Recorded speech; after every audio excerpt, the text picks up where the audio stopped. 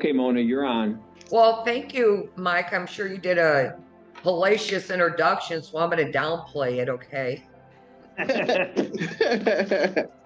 So, I don't know what Mike shared, but I've been in lending 25 years, a long time, helping clients figure out their best finance strategy for a business. I think that that's probably one of the most important challenges that a lot of clients face because they don't realize what types of options are out there. They don't realize, what makes sense for them. They don't realize that not having enough operating capital can have a major impact on the future of their business. So it's important when I work with clients to understand who they are, what types of businesses are buying, are they keeping their jobs, leaving their jobs? I mean, there's a whole host of things that in order to get to know a client to help them, I have to learn a little bit about them and, what's important to them. And a lot of people don't want to risk a lot of things to start a business. So that's kind of a scary part. I have to sometimes help them off the ledge a little bit uh, and help them, think clearly, so to say. So, listen, there's a lot of ways to raise money to start a business. And for 25 years, I've been strategizing with clients to go through each component of their financial work to figure out what makes sense. Because oftentimes when you talk to different banks, you get one bank story to another bank story, and you confuse an SBA loan with what is an SBA requirement, what's a bank requirement. And just to kind of say something about SBA, I want you guys to think of a pyramid. And at the top of that pyramid is the Small Business Administration. They don't lend money. Every bank under the SBA loan program lends money. So what becomes an SBA rule and an internal bank rule often confuses clients, where they can't separate the difference of why one bank says they can do this, why one bank says they can't do this, because each bank has their own internal guidelines based on the franchise and the creditworthiness of the client. So my goal is to find out everything that we're trying to do and get you to the right bank. So I'm going to break down, a couple of ways to capitalize a business. First, there's small business loans. And then there's certain guidelines that meet those criterias. Typically, a bank wants a 10 to 20% cash injection. They do like to see that somebody in the house is working to support those monthly expenses. They don't want you to bet the farm any more than you guys want to bet the farm. A lot of people think, well, the bank just wants me to use all my money, and they don't. And it's really understanding how an SBA loan works. So I break that down. There's self-funding, meaning cash. There's home equity lines of credit. If I advise a client to do a home equity line of credit over an SBA loan, what I'm advising them to do is lend the company that money. That way, every month, the company pays them back to pay down that debt. So it's not something they personally have to pay for. Let the business take that expense. And that's a whole nother, each one of these components of lending, in learning it, it does take a little bit to learn. And I don't like to throw too much out at people at once because it confuses them. So we've got SBA loans, we've got maybe home equity lines of credit. A lot of people that I work with have a good large stock portfolio. There's literally a way to borrow against those securities at a much lower rate than even an SBA loan today. So again, we talk about what's in the portfolio, how much is in there, what can be lendable against those securities. And then there's retirement funds that you can access retirement money without being tax penalized or never have to repay it. And it's a way to help you take this plan, use that money for your business. And the way the plan is set up, it literally can help you lower your corporate tax liability and continue to build wealth in retirement funds for your future. There's term loans. Term loans are more on the consumer side of lending. And that's the other differentiate. People confuse consumer lending with SBA lending. They're two completely different loan programs. When you're dealing with the Small Business Administration, Their rate is across the board. Your credit score, your net worth, whether you're Elon Musk, Bill Gates, or Warren Buffett, they're all getting the same rate you are. But on the consumer side, that's your car, your credit card, your mortgage, that's all consumer lending. So your score, credit score is certainly based on your debt to income and credit score on the consumer side. Lots of my clients will have partners. So I need to know where this partner fits in. I'm trying to think of what else, Mike, I can share, because I know people are going to have a lot of questions about lending, because this is a $64,000 question. How do I get my money, and what makes sense for me? So everybody in this room is going to have a different funding strategy based on what you're buying and your net worth, your cash, your income, things like that. So this isn't cookie cutter to say everybody in this room can get an SBA loan. And when SBA loans aren't options, we got to look at other options that make sense.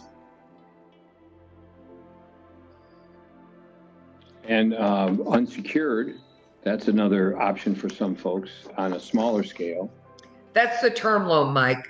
So unsecured is a term loan. I'm going to go back to SBA for a little bit.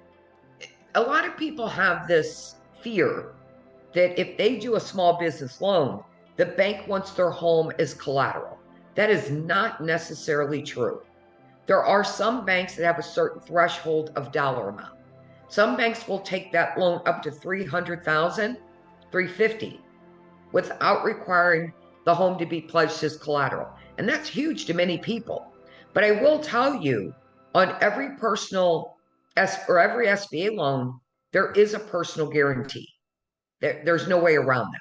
You will have to personally guarantee it, but it doesn't necessarily mean that you have to pledge your home as collateral. Because again, it comes down to the borrower and the borrower's strength. So I always try and fit lending in with my clients so they don't have to pledge that home, because that's a fear for a lot of people, taking that home as collateral. Questions? So what other collateral can we use without having to use your home? Actually, that's a great question. So the 57 Chevy that your husband has in the garage he cleans with the diaper, that won't work.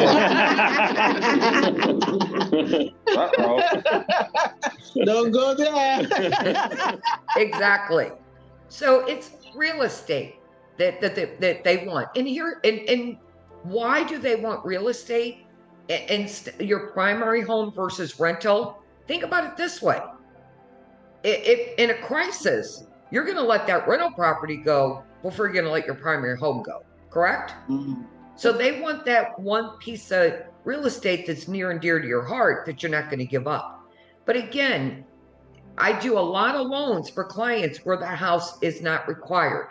But you can't use a stock portfolio. You can't use retirement accounts. There's really no personal assets that you can use. The bank, if the bank feels that you're not strong enough financially, then they're going to take that home. But I will tell you that 99.9% of the clients I talk to from the outset, before I even get them to a bank, I can pretty much tell them if their home's going to be required, because I've been doing this so long and I know what the bank's criteria are. There's really two types of SBA loans out there. There's what is called a working capital loan, express loan. I have no clue in my umpteen years how that name express even came to the picture, because there's nothing express about government lending. Okay. And then there's, so the working capital express loan is mainly for businesses under 150,000. Okay. Home based. It's not the Jimmy John's, the Domino's, the, Sport Clips, Great Clips. Those are all build out and brick and mortar. The express loan, working capital loan, the project cost all in, franchise fee, working capital, cannot exceed 150,000. That definitely would not require a pledge of collateral at all. But it will require you to bring your 10% cash injection to the table. So what the bank typically wants to see that you've got $15,000 to bring in, they finance the other 90%. And then they want to make sure you've got at least another $50,000 in operating capital, or I'm sorry, $50,000 in checking, savings, stock, IRAs, 401ks, not home equity. It's not your money. So they want to make sure you still got some money left in reserve, again, that you didn't bet the farm. A lot of changes with banks under the express loans is, for a while, we could do a lot of, non-tangible soft costs, grand opening fees or working capital, licensing fees, training fees. So it's just nothing but a bunch of fees. And then let's say you look at a franchise that that had a vehicle or a trailer or some kind of equipment. The bank wants that in there. And the reason why they do, it's because it's the only tangible thing that they have to giving you that loan. They don't want you to default and then go to your office and all they can pick up is paper clips and pencils. They want something that they can take back and sell to recoup their money. When I said earlier, guys, that the SBA doesn't lend money, one of the questions I get asked all the time is, why wouldn't I go conventional versus SBA? And that's a great question. Conventional loans, nothing changes from the rate in term from conventional to SBA. The rate's still the same. But I think that a lot of people had this misconception that there's more requirement guidelines under an SBA than there is conventional. And that's not true. It's the same guideline. The reason why every bank wants you under SBA loans is because when the bank verifies that you passed SBA eligibility, that's the first thing a bank looks at in your application. Does our borrower pass SBA eligibility? And it's a 2,000 page document. But to sum it up, what the bank's looking for in the borrower is he in the middle of a lawsuit? Is he in the middle of a divorce? Does he have back taxes not paid? Back child support, excessive DUIs, convictions? They go all the way back in a bank. Every bank goes all the way back, believe it or not, when you're 18 years old and looks at your record. And they'd really take me way back, right? So, what they're looking for, I'm not saying a bankruptcy in the past is a deal breaker. It's not. It just, they want to know, was there anything in that loan that was government backed? Remember, this is government money that the bank is giving out. So the bank wants to make sure that you've passed all eligibility. The other reason why the bank wants you under that SBA loan is because if any reason you default, the Small Business Administration is paying 85% of your loan off to the bank. So they're guaranteeing that no matter what happens in that loan, they're getting 85% of their money back. You'll still owe the loan to the SBA, but the SBA guaranteed that loan that you're going to pay that loan. And if you don't, they pay it. On the conventional side, they lose that guarantee. So now they say to the borrower, listen, you decided you didn't want SBA, you wanted conventional. We lost our guarantee under this program.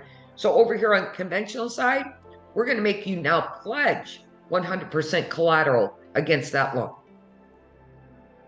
Rates today on SBA, they're approaching 10%. It's as very hard for me to say that to you as it is for you guys to hear this. The max term on SBA loans today is 10 years. Again, when I'm working with my clients to strategize the best option, sometimes I find out that my client literally has enough money in home equity that he can get it cheaper and faster than an SBA loan. And by the way, that is a variable rate. It's not fixed. SBA loans are made up of two numbers: bank rate plus Wall Street prime. And right now that's pushing 10%. All right. On the working capital loan, again, it's for more of a home-based business, bring in a 10% cash injection, no collateral. All right. Then we flip over to what is called a 7A. 7A loans are, over 150 up to 5 million. If you're going to look at a location type business, say again a Great Clips, or that you have to go out and do a lot of build out. What confuses a lot of people is an SBA loan is like a construction loan when building a home. The bank doesn't turn around after approving you and putting $500,000 in your personal bank account and said, "Hey, go open your doors, and when it's done, send us all pictures. We want to see it."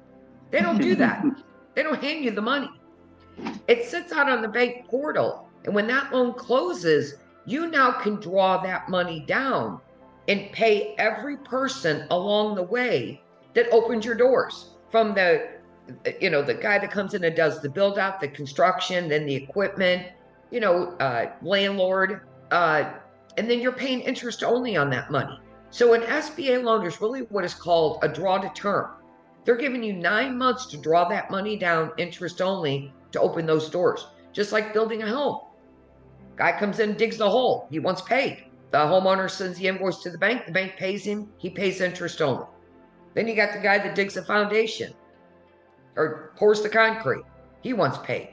Framework, he wants paid. Electrical, everybody wants their money that they did their job to help you open that business. And you're going to pay them. Well, the bank's going to pay them because you're going to send the invoices to the bank. That's interest only. Okay. Those loans go to 5 million. Term loans, Mike, as you said, unsecured. Those are more, again, on the consumer side. None of that, what I just explained to you in SBA applies. It's simply based on your credit app, credit report, debt to income, period. Why wouldn't clients go that way versus SBA? Those unsecured loan rates tend to be a little bit higher because they are unsecured signature loans.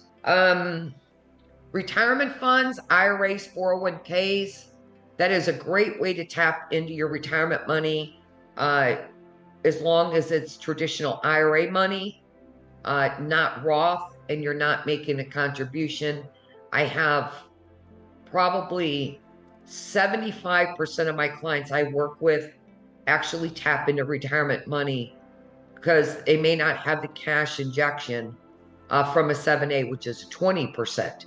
So if that project cost is $200,000, the bank wants you to bring $40,000 of your own money to the table. You may only have, like many people, they don't keep much money in cash in their checking and savings. So they pull it from retirement money to use for their business. They're not taxed, not penalized, and you never have to repay it. And that's an hour conversation program all on its own. And it's been around since 1974. This isn't new. I've been talking to people close to 30 years about that program. But listen, guys, at the end of the day, this has to be the right fit for each person in this room that makes you comfortable with capitalizing your business. Everybody's different. Some people will take a risk. Some people are, they don't want to take risk. We got to find that right fit for you. And that's what I do. Nice. Thank you, Mona. That was awesome. You're welcome. You're welcome. I took a bunch of notes. Anybody have questions? Oh, I didn't do that good of a job. Come on. Somebody's got some questions. I'm actually pretty personable, guys. I just like helping people. All right, guys, questions? My question would be, so what businesses are within the ranges of the 100 and 150 franchising that one can go into? It's more like an open question that, okay, so what businesses fall within this range? Okay, for small business loan, what business? 100, 150,000? Yes. And I think that's a question for Mike. But I can actually tell you guys that it's more of the kind of service type businesses. It's not the restaurants and the location type businesses, but there's some amazing businesses out there under 150. I talked to, I'm going to say this because if any of you call me I'm just going to give you a heads up. Doing what I do for 25 years, I don't have the golden goose as to what is the best franchise out there. Even though I know about a lot of them, like Mike does, because I talk to people every day about capitalizing a business for home-based, brick and mortar, service type businesses, all kinds. If I had that golden goose, I wouldn't be sitting on this call. I'd be rich. So my point is, and Mike knows this. This is where Mike's expertise comes in to help you guys find that right business that makes sense for you, your background, your experience, your passion. I think residential cleaning, to me, I call it a quiet giant. It's not disruptive. It can make a lot of money. But guess what? If your cleaners don't show up and your neighbors hired your services and they come home from work and you're cleaning your bathroom, you probably don't want to be in that position. So, not buying a business that, you got to be able to be in that business and love that business and have passion about that business. And I think Mike will tell you that. So there's some great businesses under 150. I'm sure Mike has in his inventory. Yeah, absolutely. Yes. Okay. Look for the passion. Go for the passion. Go for the passion. For all these loans, if you don't have anything that's going to qualify you for all these loans, what do you do? Well, if you don't have, what do you mean anything? No money? Like you talked about, if you want the SBA, they have to be sure you're qualified. You talked about the equity. I don't have a house. You talked about the retirement money and all that stuff. Okay. We came here 30 years. You wouldn't do that much. Well, listen, you know what? That's a great question. Because again, it's a conversation with my client to break down, do they have a home? If they don't, they're renting. Okay, we have to throw that out the window. They may have a job, but all their money's tied up in retirement accounts. They're not planning on leaving your job. So we have to throw accessing retirement money out the window, right? And if they have not enough liquidity in checking and savings to qualify for an SBA loan, then I go to plan B, which is a term loan. So if you've got a job, a great income, and a good credit score, I do term loans a lot for clients that may not have the ability to do an SBA loan. So again, it comes down to the strategic figuring out what makes sense. But that was a great question. And I think from what I'm getting here, I think the goal is just to be able to start small. You understand? And a lot of times we want to be the Subway franchisee. We want to be the McDonald's franchisee. Maybe that may be where my question has come from. Is it out of reach? Franchising itself may not be out of reach for us. But the goal is, do we want to start small? Going to Ruth's question. Are there franchisees that are within 100, 80, 120, 130 that the capital outlay to be able to even get started are within our reach, that we can say, okay, we can get something started, like Joy. Talk to my mom, talk to my dad, talk to my friend.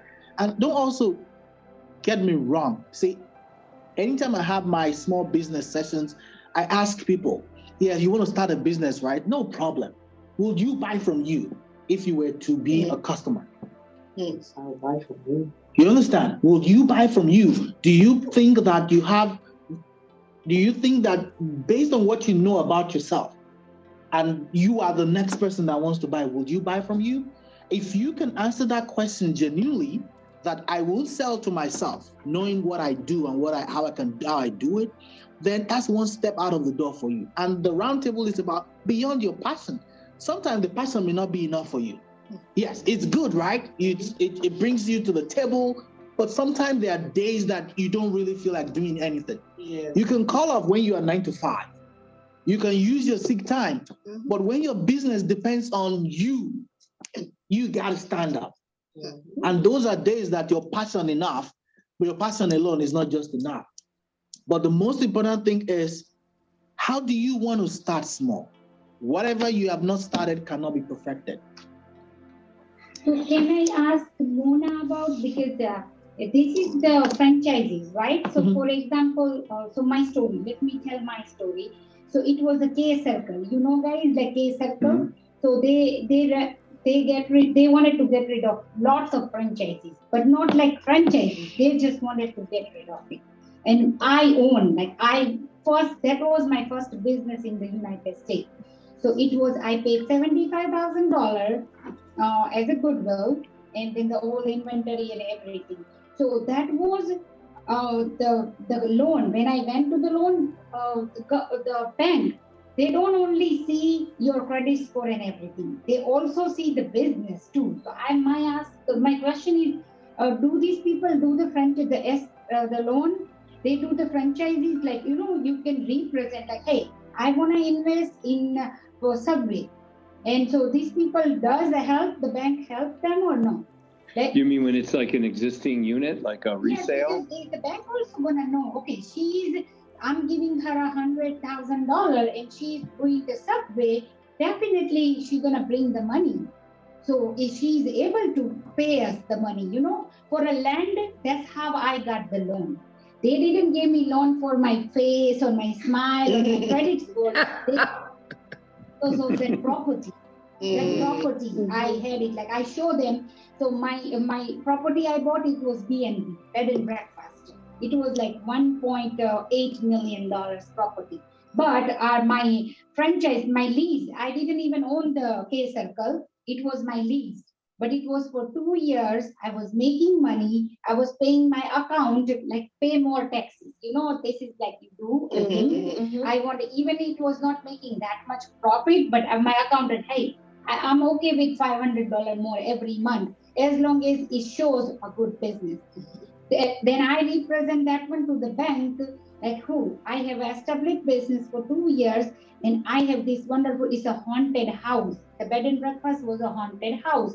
I represent to the bank, and then bank already knew, oh, even she won't pay us, we're gonna get it from these. From there. Something like that. And that's how I end up to get that loan for bed and breakfast. But millions is like out of my reach. Like I say, $1 million are out of the reach. I still got $1.8 million bed and breakfast because of that property. The bank show the potential of that property. So do this loan bank shows the potential of franchises or not? Did you get that, Mona? Yeah. Well, it's a little hard to hear. Bank looking at the specific franchises, particularly in a resale.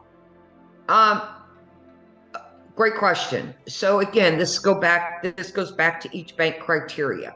So let's take Bank of America, PNC, Wells Fargo, your bigger banks.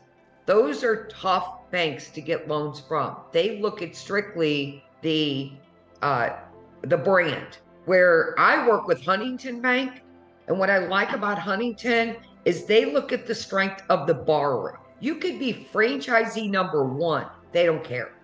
But if they feel this borrower is strong enough to financially buy this business and you pass their guidelines, they're going to give you the loan. So again, guys, even though SBA has their guidelines to trickle down to the bank to make sure they pass eligibility for that guarantee, every single bank, coast to coast, and credit union, they're all going to have their own internal guidelines.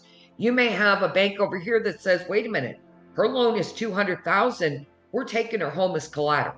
Huntington says, we'll do a loan up to $350,000, and we don't want the property as collateral, as long as our borrower passes, our credit guidelines. So again, it's an internal bank decision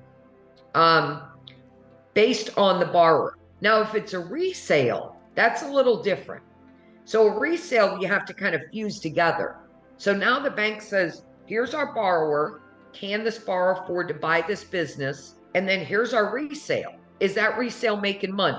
If it's losing money, it's very difficult to get a loan because the bank isn't going to throw good money to a bad business. So they want 3 years tax returns, current P&L, financial statements. Now, I just did one for resale. it was losing money. But the reason why the bank did the deal is the merit of the borrower. One, he walked away from a significant income, over $500,000, and he had 25 years experience in that particular industry, and he brought in $2 million of his own money. So the bank's not stupid enough to give a loan on a resume that speaks volume, and him literally walking away from a $700,000 a year job and putting $2 million of his own money in this business. They would be crazy not to do it. So they no longer cared that that business was losing money. But if somebody comes to me with a $2 million business and they're barely able to afford it, really don't have the experience behind it, and it's losing money, that would be a challenge. So again, it's the story behind it. It's the merit, how you bring it to the underwriter to say why this makes sense. I know that's kind of a long answer, but Yeah. So that makes sense. Makes sense. it's All right, so many thank details, you. guys. Thank you, Mona. Thank you, Mona. Mike. You're welcome. I know we still have just a few, one or two things to go through, but I also want us to wrap up by 1 o'clock, just in case anyone has any other thing to do. But Mike has promised that he will be here for another couple of minutes in case anyone wants to have a private session with him. Not sure if Mona has to, but thank you, Mona. Truly, truly appreciate your time with us. It was enlightening, frightening.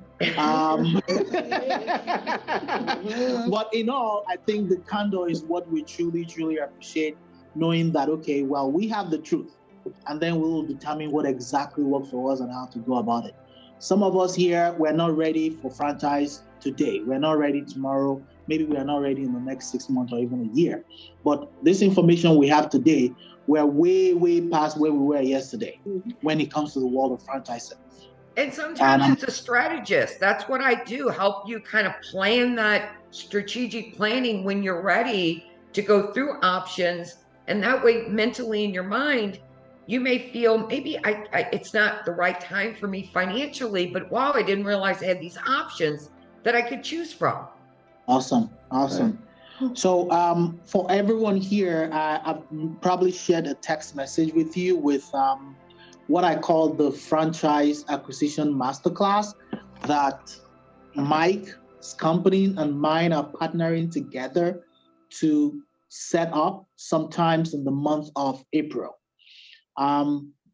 This is for individuals who want to take this to the next level. And taking it to the next level is not buying your franchise tomorrow. Like Mona said, strategically planning yourself around what do I really want to do? What's the best fit for me? And then we narrow it down to, I think you're a good fit for this. And then we start the conversation. Now, everything up until you put your pen on paper is not golden yet.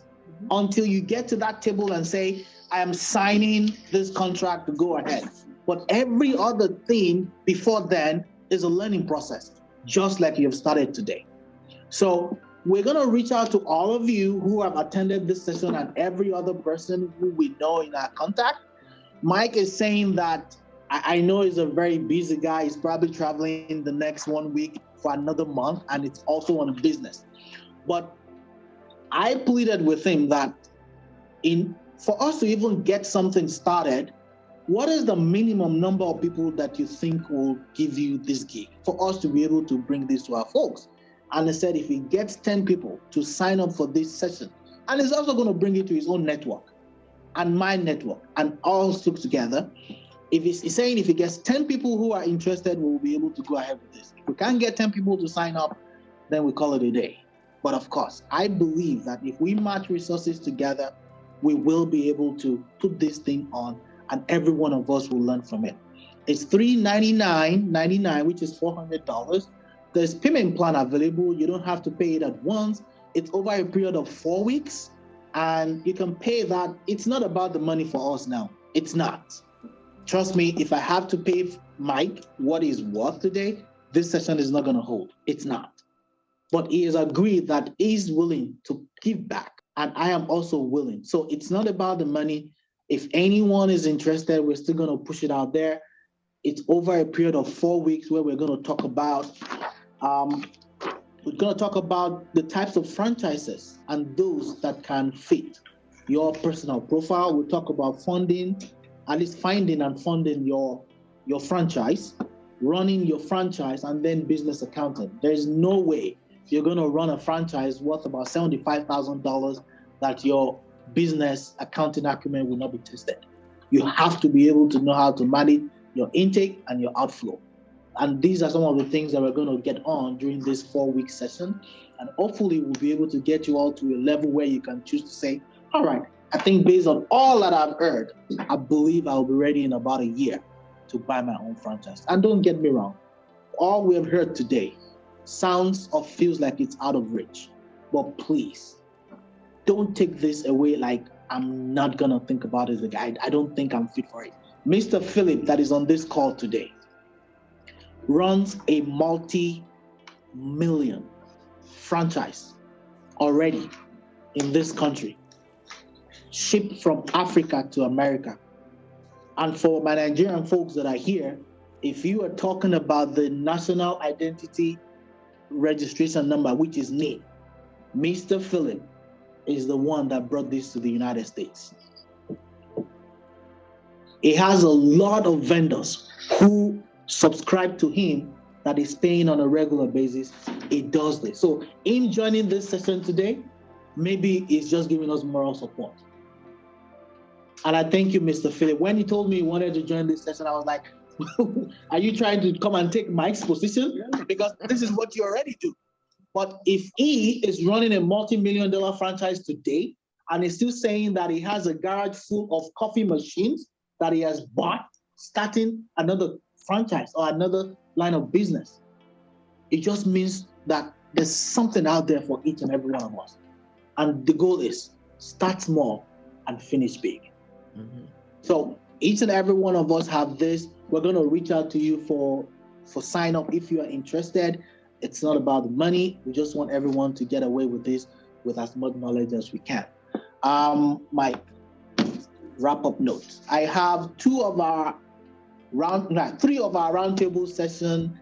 Four actually. We have Jade, we have Ruth, we have Yinka, and we have Marianne here, who were part of our franchise, our business coaching and mentoring 101. They started like this in the franchise, in the entrepreneurship 101. They went into the business coaching and mentoring, and they all came out. And today, I'm here to tell you that Marianne, Ruth, who runs a food catering services, are both doing very well. And I have Marianne here to talk to us about some of the things that she took away from the coaching and mentoring program. And I'm going to have Mike do a wrap-up note. Marianne, what do you have to tell us? Thank you for considering me.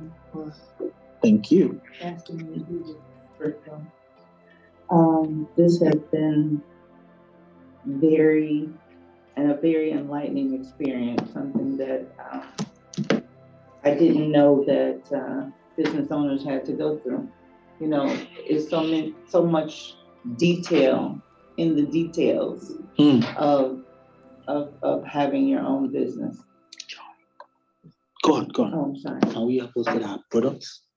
Yes, I'm gonna grab them. Okay, go for it. So I started a skincare line, skincare products, and what I make is that nice little potion. Wow. Of everything. So I make body oils, bath bombs, body butters, sugar scrubs, scented candles, and I make handmade soap as well. Everything is organic that I make. It's all, well, candles are soy wax. Everything is very fragrant and smells really good. My only drawback is, I'll say, it's been difficult for me this year with, I've had many difficulties. But I keep going. I keep going because I know the picture is bigger than what I am, and I know I can do it. I just have to keep pushing myself to do it because this is what I want to do. So that's where I am right now, and if this has given me an opportunity, many opportunities have opened up for me in doing this. I'm right now working in Yorktown Mall in a pop-up shop and doing very well there.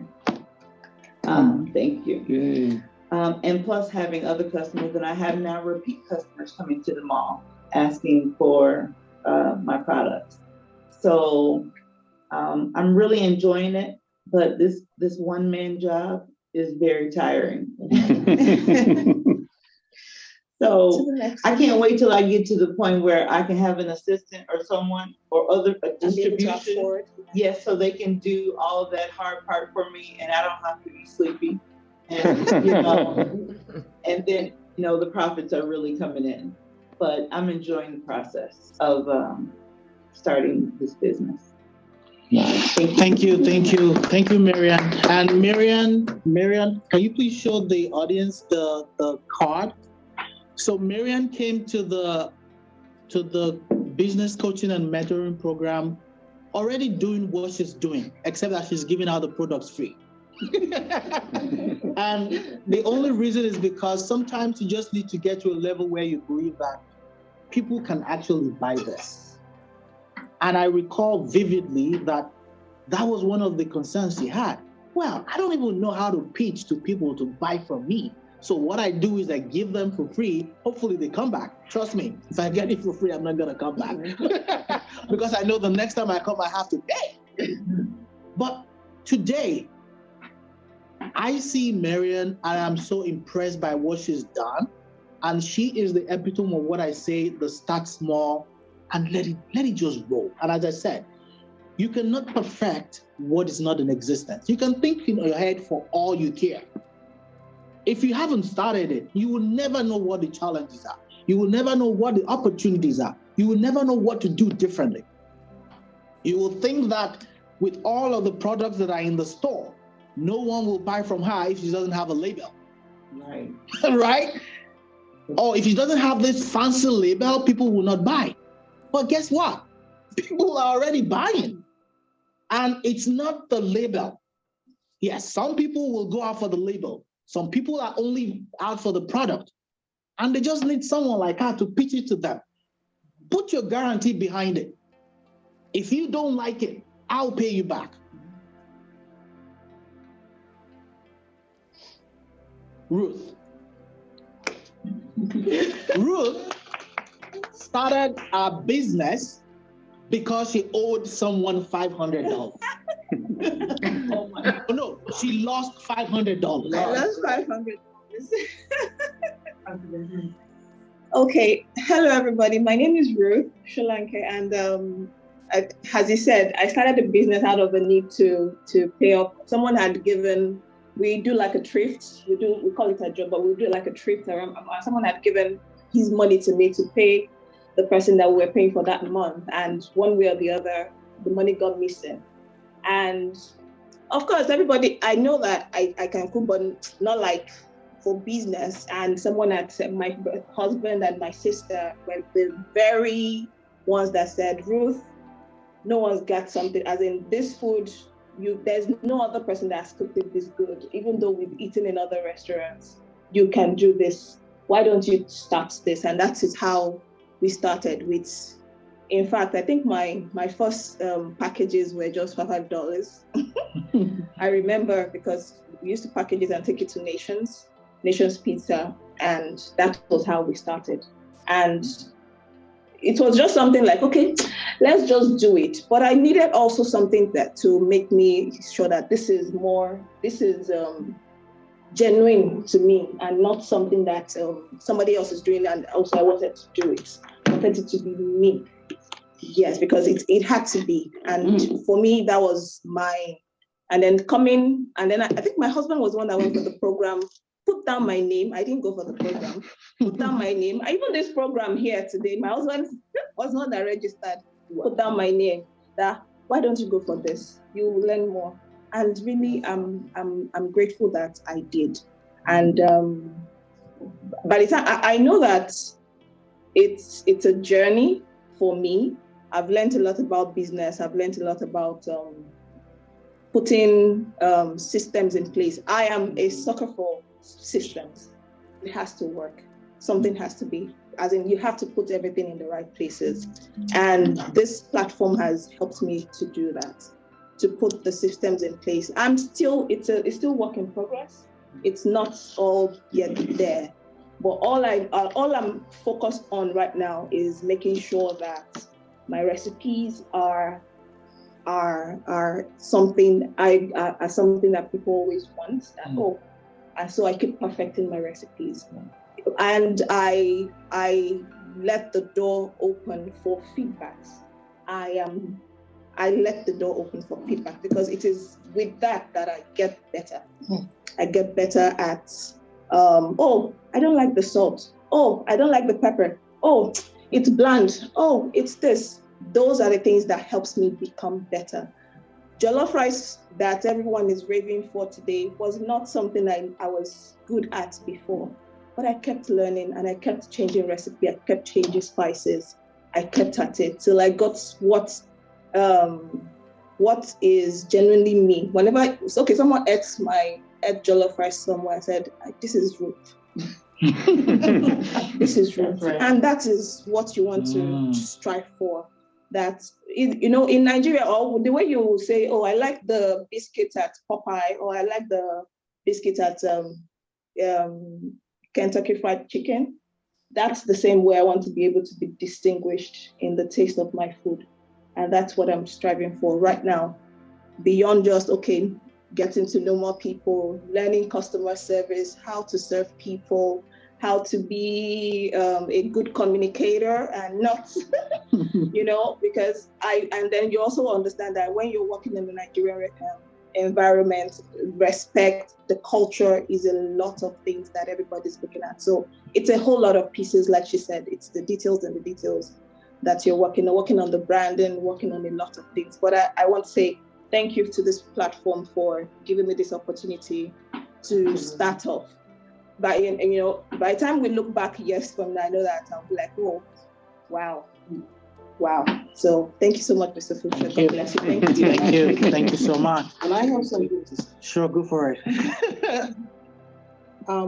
When I first came for this business class, it was just something that I thought, let me just play around for a while.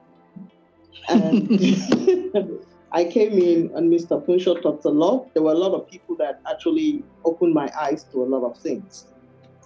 And my business, I wouldn't say it has started running yet, but I'm in the process. Because right now, most of the agencies I've worked with, because I'm a caregiver and I work in the home care business.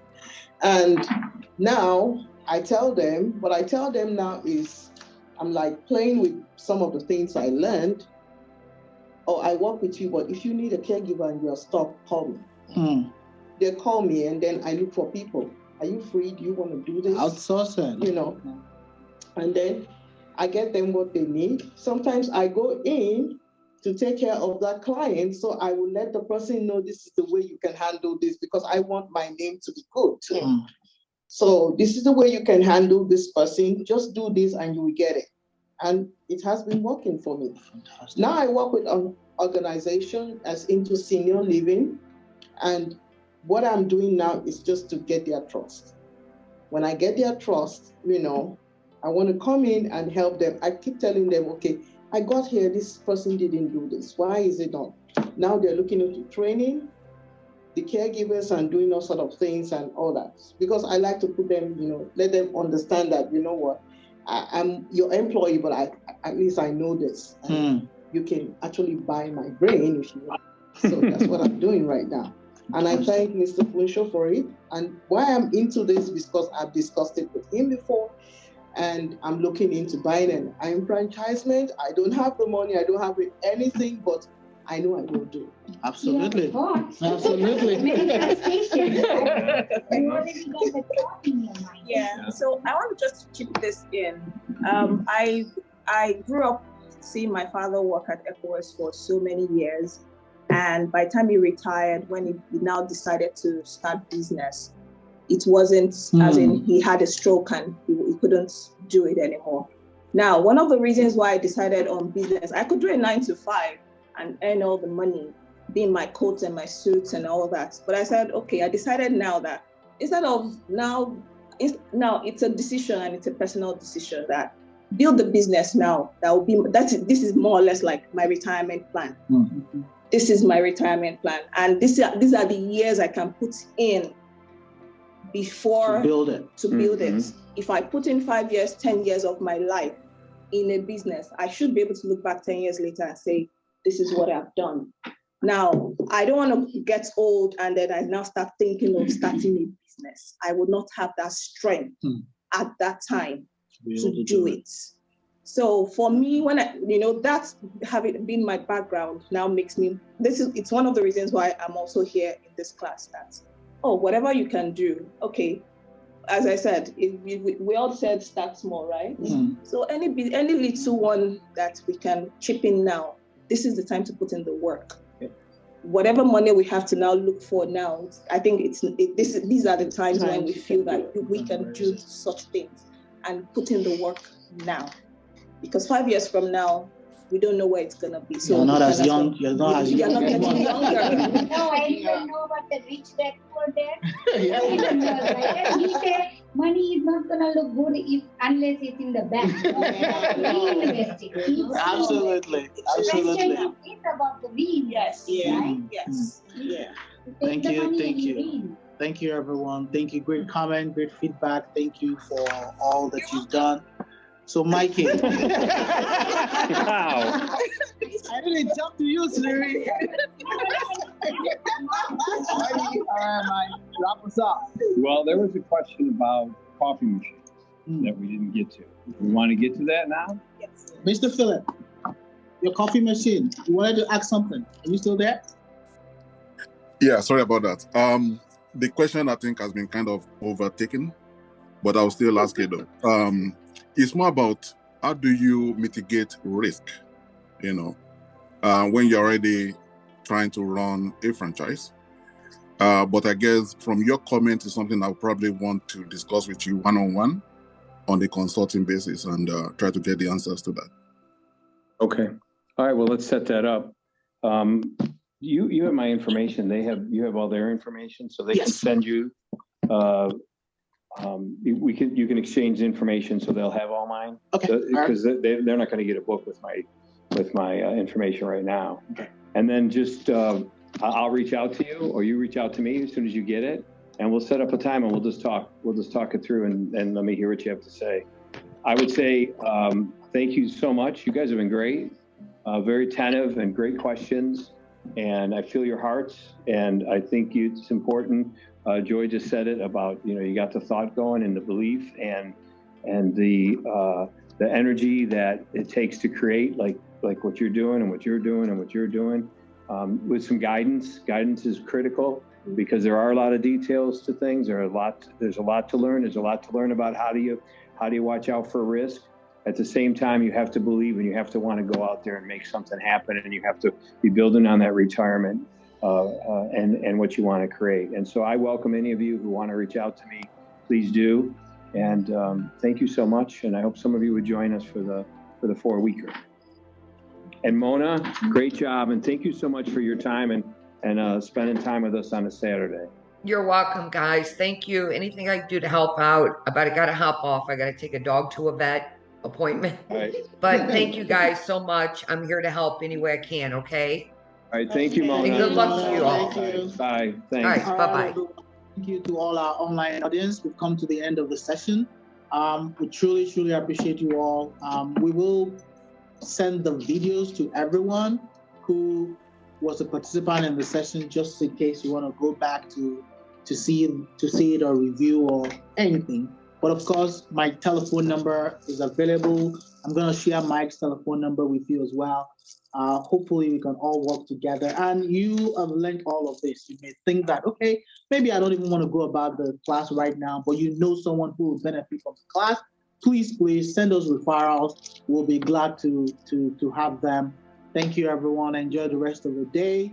and take care. Thank you. Bye. Thank you. Bye.